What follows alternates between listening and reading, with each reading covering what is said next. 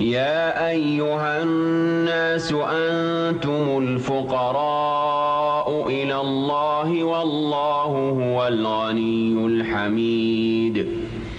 إن يشأ يذهبكم ويأت بخلق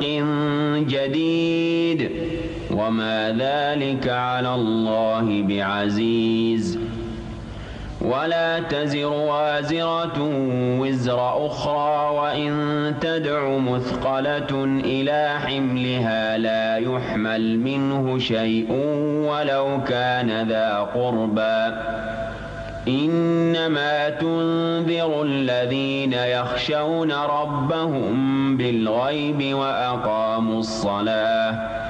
ومن تزكى فإنما يتزكى لنفسه وإلى الله المصير وما يستوي الأعمى والبصير ولا الظلمات ولا النور ولا الظل ولا الحرور وما يستوي الأحياء ولا الأموات إن الله يسمع من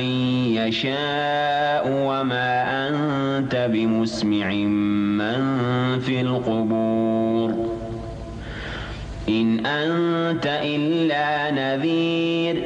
إنا أرسلناك بالحق بشيرا ونذيرا وإن من أمة إلا خلا فيها نذير وإن يكذبوك فقد كذب الذين من قبلهم جاءتهم رسلهم بالبينات وبالزبر وبالكتاب المنير ثم أخذت الذين كفروا فكيف كان نكير